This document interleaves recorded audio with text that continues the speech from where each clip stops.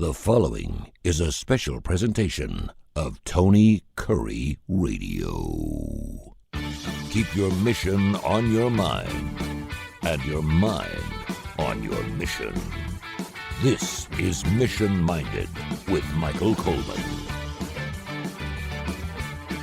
Welcome to another edition of Mission Minded with Michael Coleman. Michael Coleman, of course, is an expert in the non-for-profit business, and really you can use a lot of those non-for-profit ideas in your for-profit world if you want. It's where we keep our mind on our mission on our mind. Of course, it runs every single Wednesday right here at noon and 7 o'clock on Tony Kurre Radio, first run episodes. And then, of course, you go to Spotify. And I know, Michael, you've done that as well. Go to Spotify, search Mission Minded with Michael Coleman or Tony Kurre Radio. That's Kurre with a K. Make sure you search one of those two. There is a couple of mission-minded podcasts out there. Make sure you get the one with the puzzle piece with Michael Coleman's name on it, and you can go back and listen to as many episodes as you want. And by the way, last week we set a record for the most listens through Spotify, through all of our shows. So kudos to all of our listeners, and then they come back to Tony Kurre Radio to hear the first run of shows. Michael, how are you doing this week? What's going on, man? Well, as they say, if I was any better, I'd be twins. Yeah, there you go. That's a good thing. Speaking of twins, we're getting more than two. We got 10 to 15 different emails coming in every single week. Not only here from the Birmingham area, we got from Silicaga. We have one from Austin, Texas coming in here. Go to TonyKurreRadio.net, TonyKurreRadio.net, become a bonehead, and you can leave your email questions, and we'll get to them. And that's taken off as well. So we'll get into those emails in just a few minutes. But you wanted to share some words of wisdom to kick off this episode of Mission Minded. What you got, man? Yeah, there's so much stuff out there, and most of it is pretty good, but sometimes something just hits me between the eyes, and it's usually because it's something that I'm not doing very well. And so I heard a guy say that when you're bringing your ideas around the table with your staff. So this could be at the top, at the CEO level, or it could be at the management level. But if you're in charge of people and you're bringing an idea in front of them, he said it's very important to wait until the end of hearing everybody else before you give your opinion. And I said, well, I've done that before, but I've also been very guilty of something he says, be careful you don't do, which is as people are going around the table, expressing their thoughts and giving their creative energy, you can have a tendency to agree with certain statements, like nod your head up and down or to shake your head side to side. And so that can end up swaying people. And so I thought how guilty I am of that. He said there's two real reasons for it. One is, if you put an idea out there and then you go around the table and you make sure everybody gives an opinion before you give any sort of idea what your thoughts on it, then it's encouraging people to speak and that they feel heard. Then you get into the psychology of all that, what that means and how that goes towards job satisfaction when people feel heard at work or that their opinion really matters.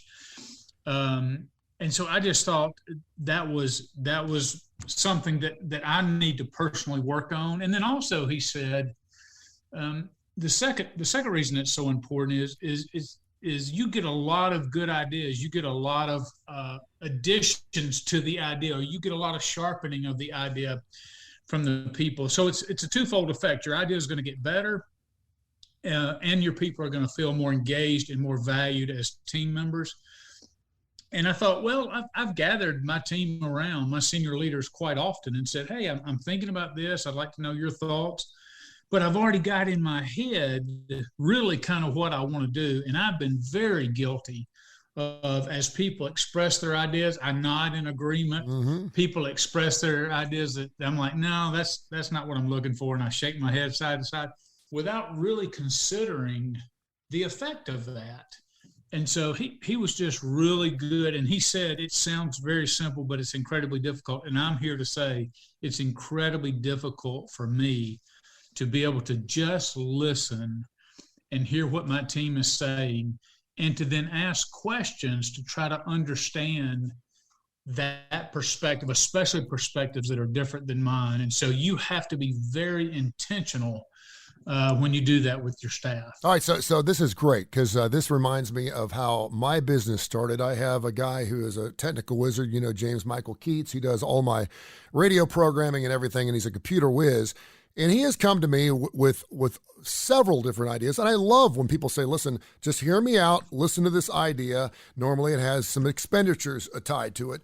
But I did feel the need early on to, regardless of whether I actually liked his idea, as long as it wasn't too expensive, it was something we could pull off, to allow us to go through with it, because quite frankly, I didn't know what he was talking about, and I tried to get him to explain exactly what he was talking about, and not to let him hang on his own, because obviously if I'm making the decision for the company based on his ideas, I'm taking ownership. I'm agreeing to that by allowing it to happen. How often do you allow some ideas just to go through? Because I'm sure there's people in every organization, it doesn't just have to be a non-for-profit, where they're the idea person. They're always coming in with these bright ideas, these big ideas, and sometimes you kind of scoff at them. You're like, that's crazy. And then there's some ideas that are actually pretty good.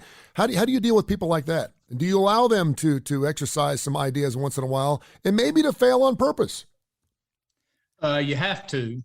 And what I have found is, because they call me, you got a new idea a day. And I tell my staff that the reason it's so important that my staff does get buy-in, or that they can speak very openly to me, is because I say, listen, just because I come up with a new idea every day doesn't mean it's a good idea every day. And I need your honest feedback. I need your honest assessments to tell me what you think is not effective or will not work, but not just because you don't want to. You have to be able to explain in the framework of what we're doing why you feel like that idea will not produce the results that I'm looking for. And I've traditionally been very open to that, as long as it has not just been, I just don't want to do that, or I don't want to fool with that, or that's going to be hard. Those are not excuses that I accept. I want to hear legitimate, based on my experience, when this happens, then these things tend to happen. And so you could be going down this path. That kind of information is helpful. But I think it's very important that you hear out your employees. You do not want to squelch ideas. Now, I've had people who are idea a day kind of guys, that I would sit down with them and I would give them a set of boundaries with which to work within. So I would tell them, hey, I love your ideas. I love your thinking. I love how you're thinking towards next steps. But here's where we are right now as a company. Here's the next steps we're going to take. And so it's not that I don't want to hear your ideas, or that I want to, or that I don't want to think about them or accept them. It's just right now, these ideas are for down the road. So I don't want to give up on them. I don't want you to forget about them, but I need to hear those about 6 to 8 months from now. So that way they walk away feeling valued, but it's just not something that you've got too many other irons in the fire to really be able to seriously consider that. And I know people hate them, but I mean, staff meetings, we used to have some amazing staff meetings when I first got here in the radio station. Every Monday at 1:00, we had a staff meeting, and people didn't want to do it because a lot of it was maintenance kind of work and household stuff that we needed to get through, programming and stuff. But we used to have some great brainstorming ideas. And if anything else, it was just a camaraderie kind of thing where we could all kind of throw some ideas out and brainstorm about some ideas about programming or stunts or imaging or anything else that was really, really good. This is Mission Minded with Michael Coleman. We keep your mind, your mission on your mind. Of course, it airs every single Wednesday at noon and 7:00. And then, of course, a live wire Wednesday every Wednesday night, 8:00 right after. You see, getting some great mission-minded stuff and some great classic rock and roll. Go to Spotify, search Tony Kurre Radio. That's Kurre with a K, and you can listen to all the shows, and also TonyKurreRadio.net, and you can leave emails. You want to knock out some emails? Absolutely. All right. Teresa in Sylacauga said she had heard a previous show where you were talking about a 4-day work week. She absolutely loves that idea, and she's kind of flowed that idea around to some of her employees. But she wanted to know if there were any Alabama labor law hoops she needs to jump through, and what can she do to keep the peace if she needs to revert back to a 5-day schedule? Yeah, so great questions. And I will tell you that what we were able to do is we did not make it mandatory, because what I was trying to do at Jimmie Hale was to say two things. Number one is the idea that, we know it's very expensive, and some people were driving almost an hour away to work. And so you could cut down 20% on their gas cost if they could work 4-day work week. They like that now. Yeah, absolutely. And so I try to give them the flexibility to choose whether to do it or not. So there's no Alabama labor laws other than, you can't work somebody past 40 hours who's non-exempt. That's an hourly employee. Now, if somebody's exempt, then they technically can work as long as you want to because they're on a salary. But no, there's no issues with, nurses do this all the time. They'll work 3 12-hour shifts, and then the next week they work 4-day shifts and 3 off or something. And it all totals up to 80 hours in a pay period. Yeah.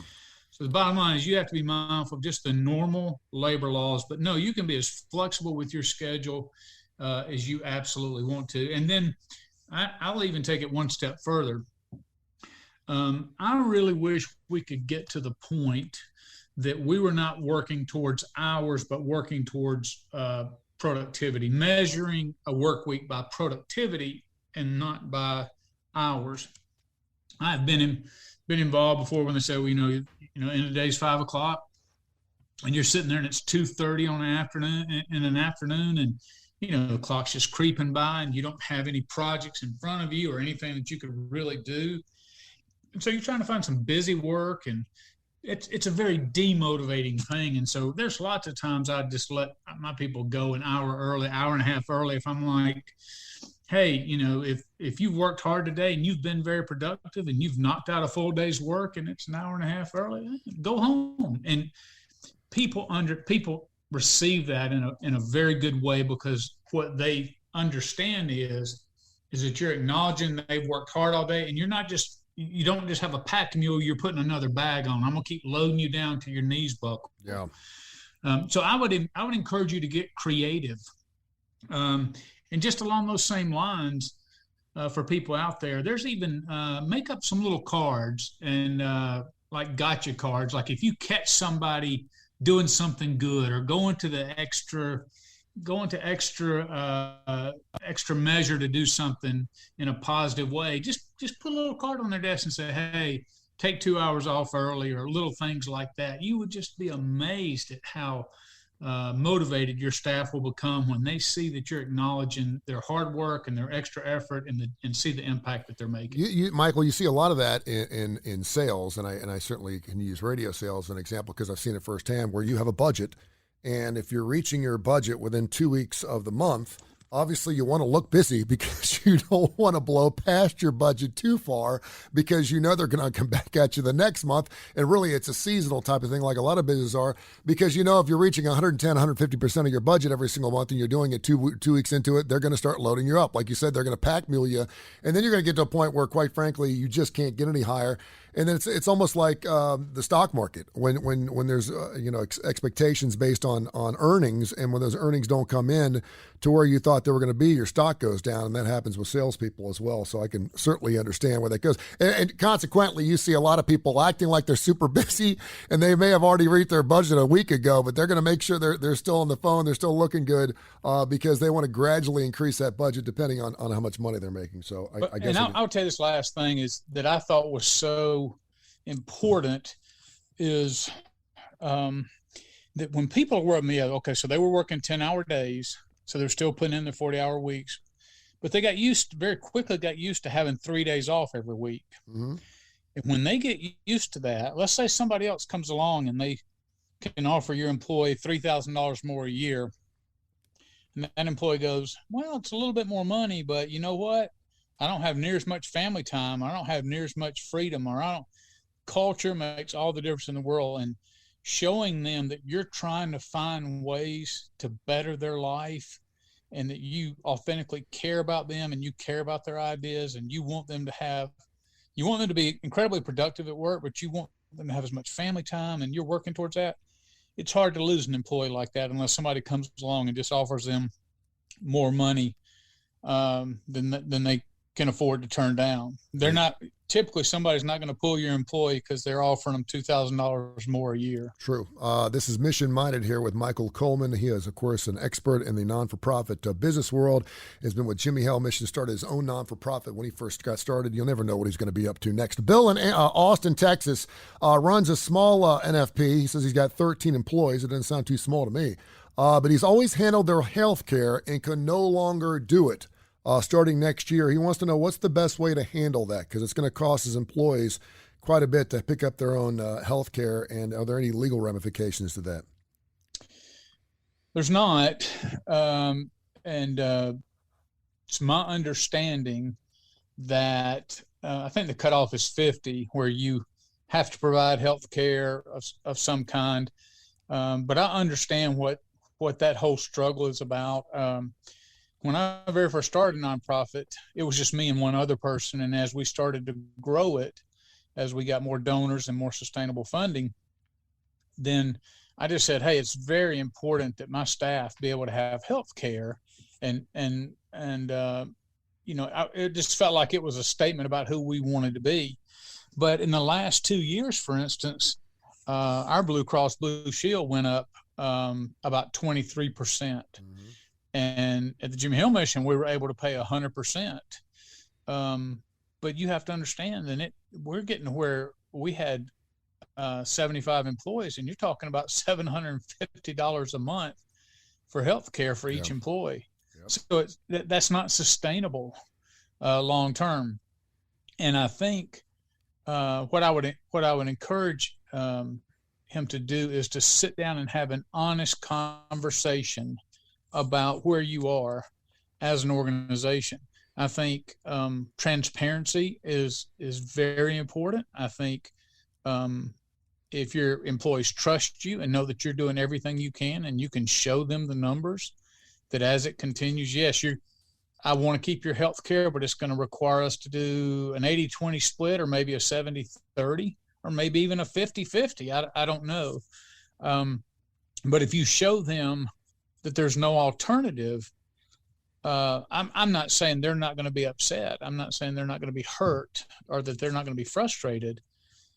But I think transparency is just always the best. Just lay it out for them as it is, and show them where you are. I totally agree with you. Go ahead. Yeah, and Bill's only got 13 employees, and I've worked with businesses, obviously, with thousands of employees.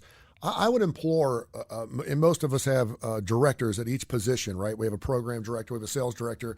I really like hand-to-hand combat. I like face-to-face stuff. I don't like to read it on an email. If they're sending out an email and you have 6,000 employees, I get that. But I would even say at a local level, sit down and discuss these situations with your employees first, and don't make it sound like we're making the change. This is the way it is. It's not a democratic situation. You're going to have to get over it. And I think a lot of times, because when emails come across our computers, man, that spreads like wildfire.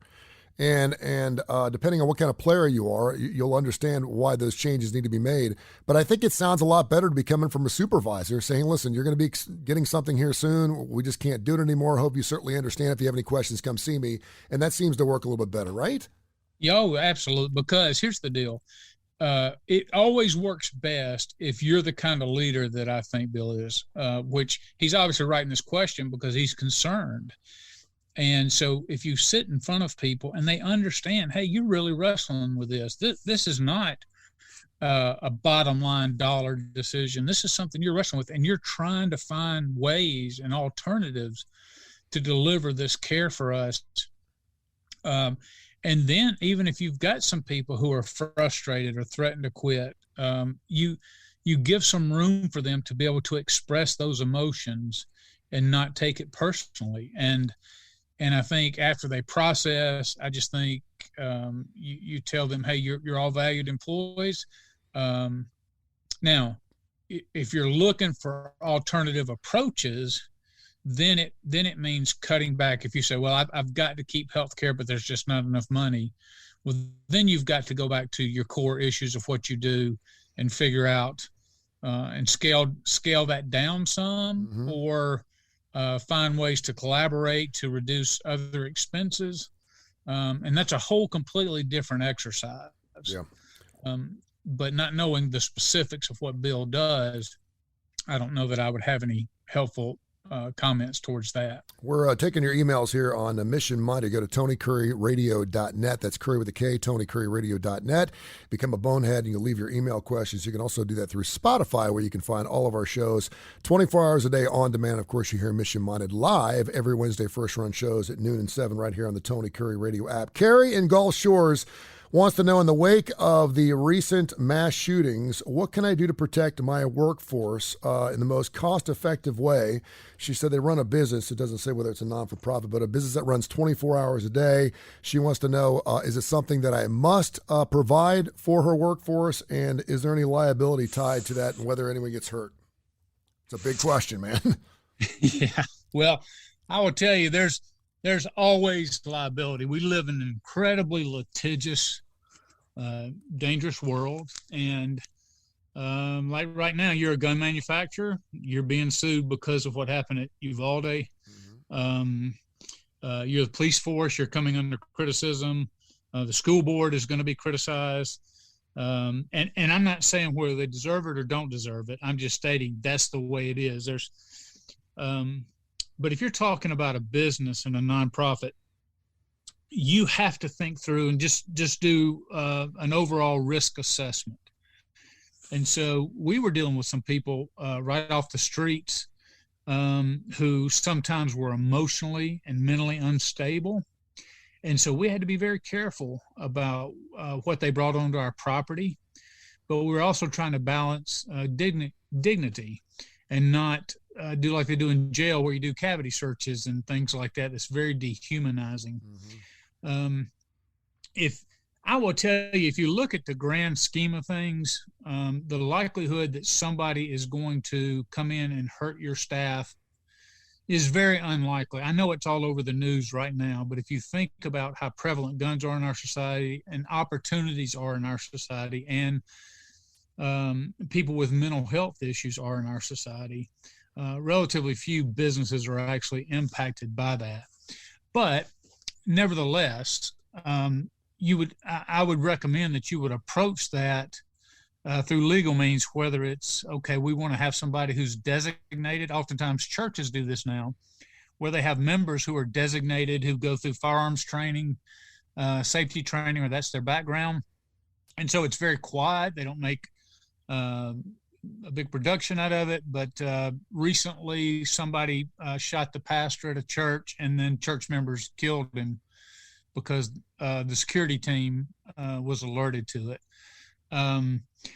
So you do things like have cameras in place, but again, all of that comes with cost. Mm-hmm. And I would also, getting back to the transparency we were just talking about, I would get my staff together and see, do they feel unsafe? Look at their parking.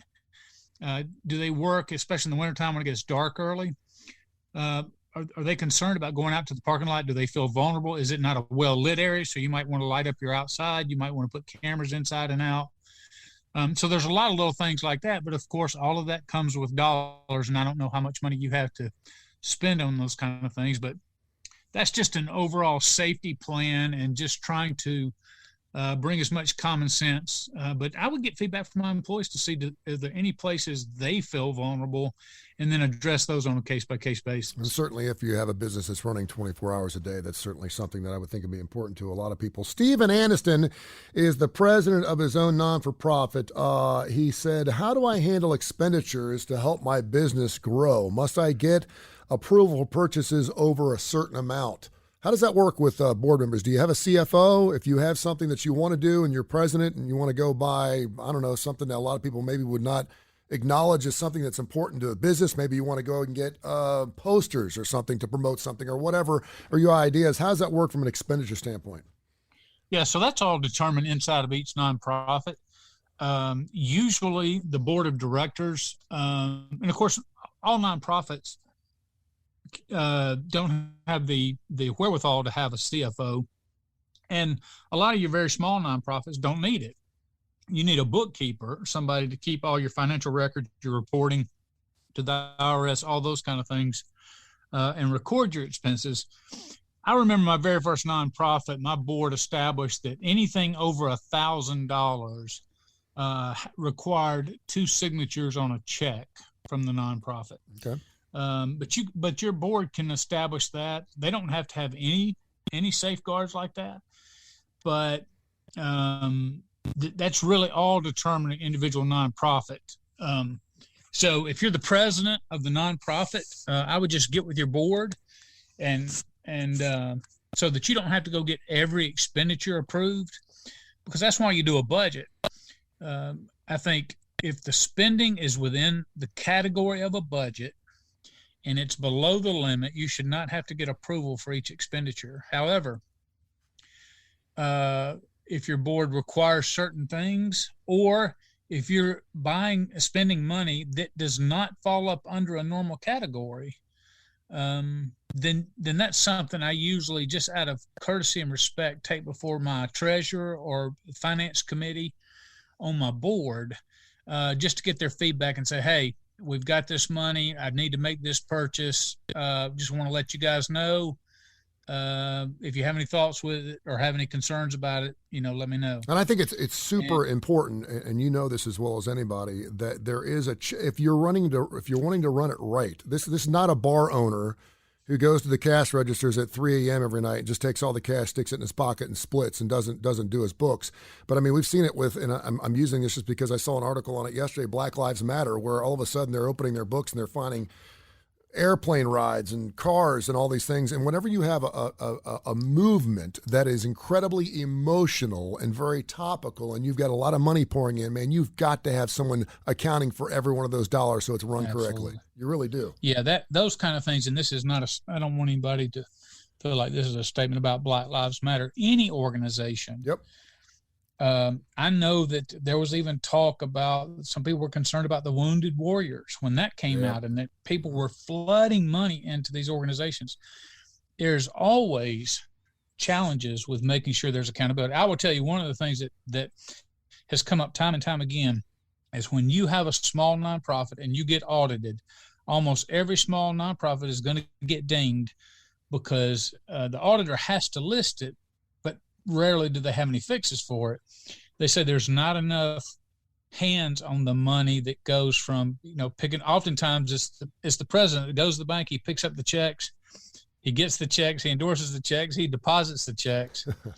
Well, and he may have the best intention. I would say the vast majority of the time they do, but it's ripe for corruption in that if people send a cash donation or somebody takes 1 or 2 checks and all of a sudden slides it into their personal account.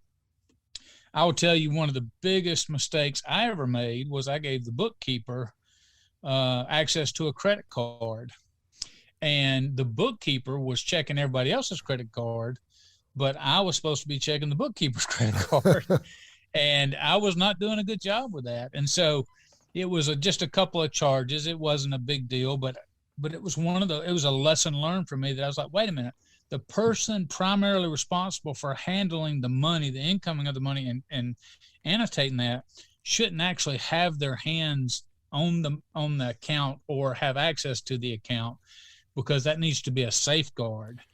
And I know people are sitting there saying that's horrible, that's corrupt. I would never do that with my company. I'm telling you, it's I've been part of a non-for-profit. It's part human nature to feel like I'm bringing in all this money for this wonderful organization. 93% of the money is going back out in the area. We're making differences in our community. So why shouldn't I be able to go out and buy a nice dinner for me and my staff? And then spend $1,000, or I wasn't keeping track, but I am going to the beach this weekend, and I'm going to be doing a couple of them. That's a lot of people like to write off their trips, right? I'm going to the beach. I'm going to do a little business so I can write off all my gasoline. It's just human nature to think that if you're giving back to a community, and because of you and because of your organization, you deserve to have some of those things. And I always say, man, if you ever say to yourself, "I deserve this," you're probably in some trouble, man. Well, and again, because you don't know what's going on in somebody's life, if they have a real need. And so lots of times what you'll see is somebody will do something like real small, and then they say, does anybody catch it? Because if they only do it one time, people can say, oh, I'm sorry, I made a mistake. Yep. But they do it and they kind of test the waters. Well, if nobody catches them, they think, okay, here's a hole in the system and I can continue to pull money.